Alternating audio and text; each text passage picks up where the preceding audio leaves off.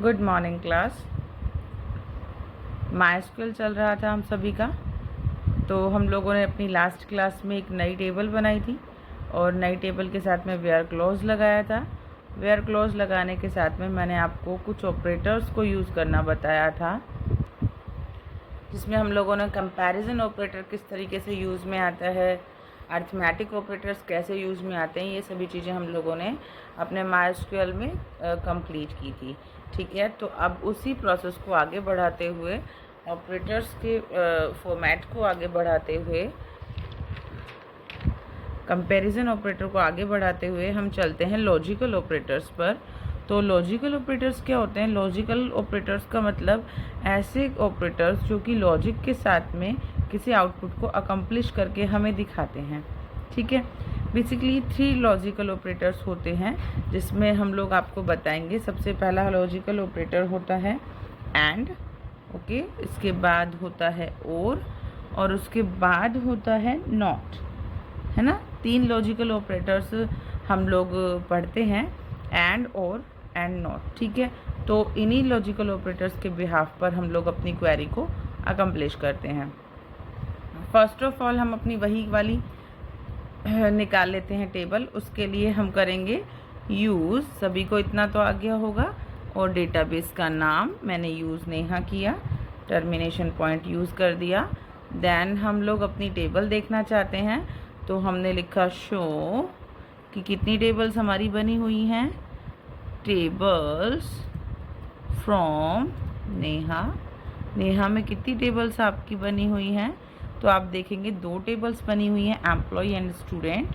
हमने second time employ table बनाई थी, दैट्स वाई हम एम्प्लॉय टेबल को स्टार्ट करते हैं। हम देखते हैं हमने क्या क्या एम्प्लॉय टेबल में लिखा हुआ है। सेलेक्ट स्टार फ्रॉम एम्प्लॉय,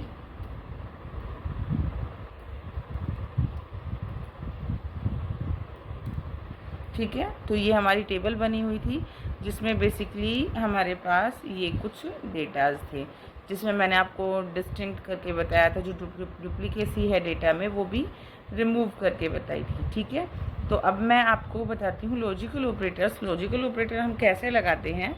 हमने लगाया लॉजिकल ऑपरेटर में सबसे पहले एंड ऑपरेटर। तो मैंने लिखा सेलेक्ट। अब देखो, आप बुक में एग्ज़ाम में भी क्वेश्चन पेपर में जब आपको किसी क्वेश्चन के बीच में एंड दे दिया जाता है, तो इसका मतलब आप क्लियरली समझ जाते हो कि आपको ये दोनों क्वेश्चन करने हैं। ठीक है, जैसे मान लो मैंने बोला मैं और मेरी मम्मी, तो मतलब मैं भी इंक्लूडेड हूँ और मम्मी भी इंक्लूडेड है, एंड आ गया ना बीच में। और अगर मैंने बोला मैं या फिर मम्मी, मतलब और, मतलब कोई भी एक, ठीक है, तो मतलब जहाँ पर दोनों चीज़ें इंक्लूडेड हों वहाँ पर एंड लगता है, जहाँ दोनों में से कोई एक चीज़ इंक्लूडेड हो वहाँ पर और लगता है। तो एंड जब हम लॉजिकल ऑपरेटर में जब हम एंड लगाते हैं, तो जिन भी 2 कॉलम्स के बीच में एंड लगा है, दैट मीन्स वो दोनों ही कॉलम इंक्लूडेड होंगे उस कंडीशन में। तो देखिए, select star from employee where, अब मैं ऐसी कंडीशन लगाना चाहती हूँ, मैं देखना चाहती हूँ कि जिस एम्प्लॉय की सैलरी 50,000 से लेकर 80,000 के बीच में है, उन सभी एम्प्लॉयज़ के नाम आ जाए, मतलब उन सभी एम्प्लॉयज़ का सारा डेटा आ जाए। तो मैंने लगा वेयर, और अब कॉलम, जिस कॉलम पर लगेगी क्वेरी, सैलरी वाला कॉलम पे ही मैं कंडीशन लगाना चाहती हूँ। तो मैंने लिखा वेयर सैलरी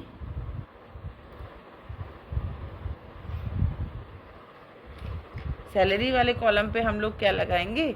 अपनी कमांड अपना क्या कहते हैं, वो कंडीशन लगाएंगे, वेयर सैलरी इक्वल्स टू, और जो स्टार्टिंग सैलरी हम डालना चाहते हैं, हमने डाला 50,000 एंड, और जो एंडिंग सैलरी हम दिखाना चाहते हैं, और मतलब जो हम लोग जो एंडिंग सैलरी दिखाना चाहते हैं, तो हम उसे वापस से लिखेंगे, है ना।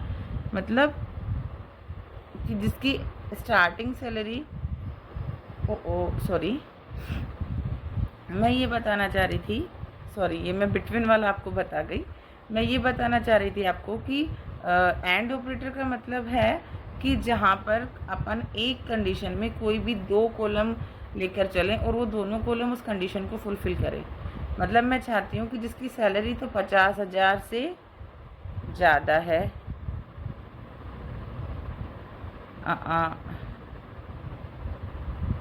5,000 लिख दिया,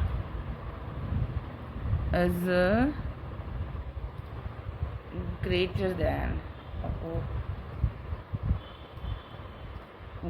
दैन क्या कर रही हूँ मैं, ग्रेटर दैन 67,000 and name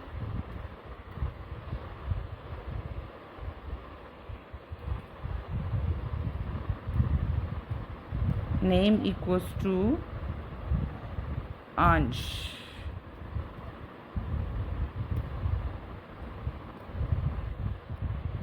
देखिए ये क्वेरी क्या कहती है, इसमें हम लोगों ने 2 कंडीशन लगाई हैं।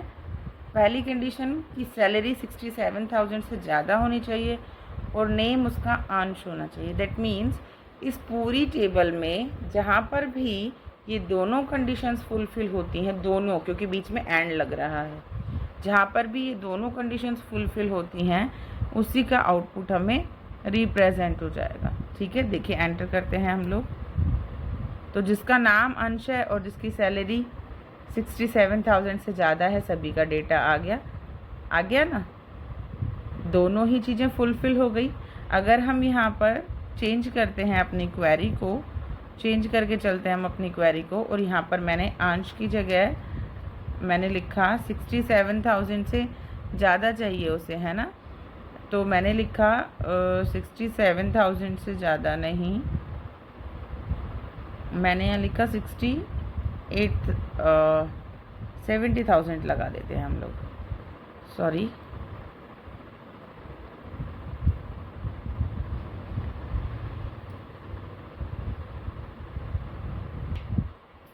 एंड नेम में हम उसका दूसरा कंडीशन डालना चाहते हैं। सपोज़ कीजिए कि मैंने नेम डाल दिया यहाँ पर कोमल, ओके, तो वो दिखाएगा एम्प्टी सेट। एम्प्टी सेट उसने क्यों दिखाया, क्योंकि आप ऊपर देखिए अपनी टेबल को कि जहाँ पर कोमल जो है उसकी सैलरी ही 67,000 है, तो अब मैंने आपको ये बताया था कि दोनों कंडीशंस फुलफ़िल होनी चाहिए। ठीक है, तो लेकिन यहाँ पर नेम वाली कंडीशन तो फुलफ़िल हो रही है कि नेम तो उसको कोमल मिल रहा है, लेकिन सैलरी में 67,000 से ज़्यादा नहीं है, 67,000 के इक्वल हो रही है। और एंड ऑपरेटर कहता है कि जहाँ पर भी दोनों कंडीशंस मिलती हैं वहीं का आउटपुट मुझे रिप्रेजेंट करना है। अब देखो, अगर आप एक छोटा सा चेंज करते हैं यहाँ पर, क्या करें हमने ये कंडीशन वापस वैसी ले ली और हम लोगों ने यहाँ 70,000 क्या कहते हैं वैल्यू डाली है हमने, हम इसको क्या कर देते हैं 67,000 के इक्वल कर देते हैं हम इस वैल्यू को। देखो कैसे करेंगे,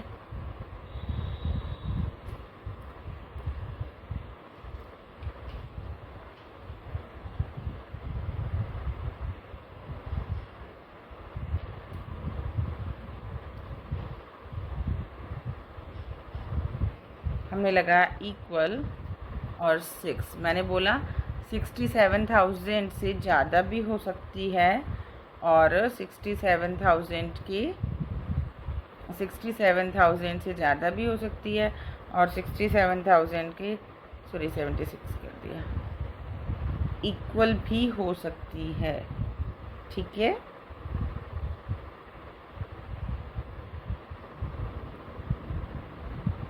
अब अगर हम इसको रन करते हैं इस वाली कमांड को, तो आप देखोगे कि अब वो जो क्वेरी थी हमारी, अब वो आपको दिखाएगी।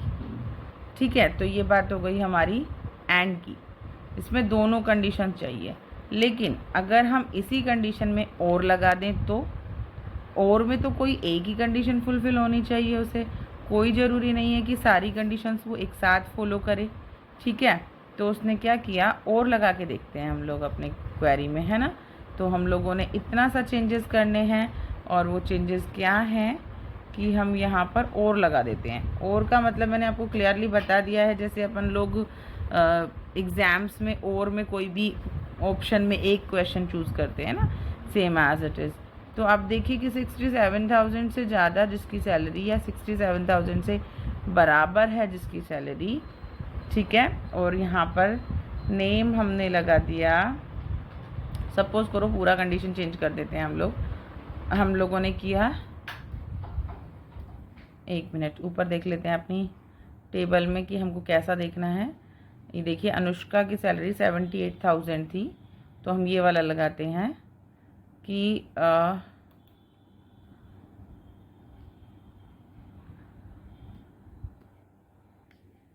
हमने बोला जिसकी सैलरी इक्वल हो 78,000 के, ठीक है, और नेम हो उसका कोमल, ठीक है। अब आप देखो इसमें क्या आना चाहिए, दिमाग लगा कर सोचो थोड़ा सा।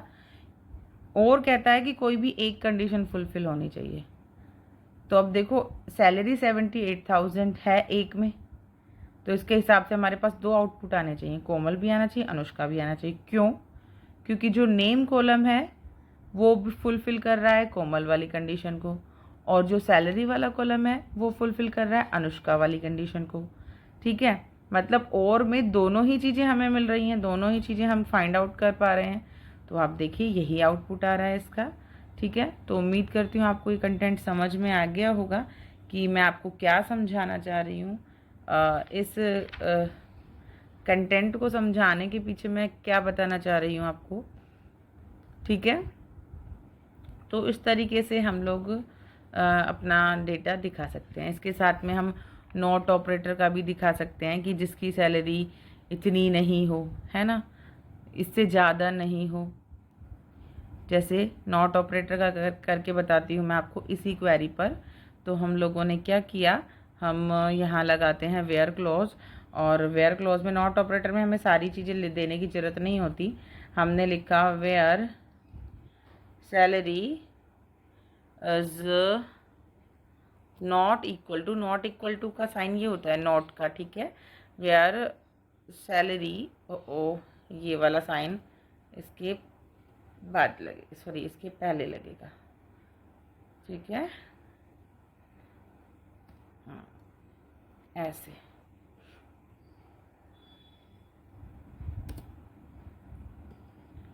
वेयर सैलरी नॉट, अब अपन को ये लगाना है जिसकी सैलरी 67,000 नहीं है उसको दिखा दो। तो ये कह रहा है एम्प्टी सेट, क्योंकि किसी की भी सैलरी 70,000 नहीं है क्या, क्योंकि सिर्फ एक ही इंसान था जिसकी सैलरी 70,000 थी, उसमें भी इसने नॉट लगा दिया, ठीक है। तो मतलब जो भी ऐसा कंटेंट आता है वो इस तरीके से आपको रिप्रेजेंट हो जाता है, ठीक है। जैसे अगर आप यहाँ पर थोड़ा सा चेंज करके देखें तो आप यहाँ सैलरी पर मत लगाओ, यहाँ हटाकर आप लगा दो कि जिसका जो ब्रांच है वो HR नहीं है ना। तो बिना HR वाले सारे ब्रांचेस आ जाएंगे। Branch where not branch equal to, और आपने लिखा है HR, तो जिसका ब्रांच HR नहीं है वो सारे आपको दिखा देंगे। इसके अलावा मार्केटिंग और सेल्स वाले ब्रांच आपको रिप्रेजेंट हो जाएंगे, ठीक है। तो हम लोगों ने आज पढ़ा एंड ऑपरेटर, और ऑपरेटर, नॉट ऑपरेटर, और इसके साथ में हम पढ़ते हैं बिटवीन ऑपरेटर। बिटवीन का मतलब क्या होता है, अगर हम सिंपल बिटवीन समझने की कोशिश करते हैं तो बिटवीन का मतलब होता है दो वैल्यूज़ के बीच वाली चीज़, है ना। अपन बोलते हैं ना इसके बीच में या इसके बीच में, ठीक है। तो इसमें एक क्या होता है, बिटवीन में अपन सिर्फ एक ही कॉलम पर उस कंडीशन को फुलफिल करते हैं। जैसे मैंने लगाया, तो मैंने लिखा वेयर, और मैं सैलरी वाले पर बिटवीन लगा रही हूँ, वेयर सैलरी बिटवीन, और सॉरी स्पेलिंग गलत लिख दी मैंने, और बिटवीन के बाद मुझे सैलरी लिखनी है कि कितनी कितनी होनी चाहिए। मैंने लिखा 65,000 से एंड लगेगा। बिटवीन के साथ में एंड लगता है जब भी हम कोई दो कंडीशन को फुलफिल कराते हैं। और मैंने यहाँ लिखा 89,000। अब इनके बीच में जिसकी भी सैलरी है वो ये रिप्रेजेंट कर देगा, मतलब 65,000 से और 89,000 के बीच में जिसकी भी सैलरी है रिप्रेजेंट करने का काम करेगा। ठीक है, अब उसके बाद ये हो गया। इसके बाद एक और ऑपरेटर मैं आपको आज क्लियर कर देती हूँ, that is in operator. In operator का मतलब होता है, इन ऑपरेटर कहता है कि मैं किस किस में हूँ। ठीक है, मतलब इनके अंदर मल्टीपल वैल्यूज़ हम लेकर चलते हैं, मल्टीपल क्लॉज हम लोग बनाकर चलते हैं कि मैं किस किस में हूँ। जैसे हमने लिखा सेलेक्ट स्टार फ्रॉम, ये सब डाला और यहाँ डाला मैंने सैलरी। मान लो मैं सैलरी पर ही लगा रही हूँ, वेयर सैलरी इन। अब जो मुझे अलग अलग सैलरी देखनी है ना, मान लो मैंने लिखा 67,000 वाला भी देखना है और कोमा लगाकर हम दूसरी वैल्यू डालेंगे 78,000 वाला भी देखना है। तो अब यहाँ जिसकी सैलरी 67,000 और 78 दिखेगी उसका आपको आंसर रिप्रेजेंट हो जाएगा। ठीक है, तो आज हम लोगों ने इतने सारे ऑपरेटर पढ़े, इन ऑपरेटर पढ़ा, बिटवीन, एंड, और, नॉट। उम्मीद करती हूँ समझ में आ गया होगा।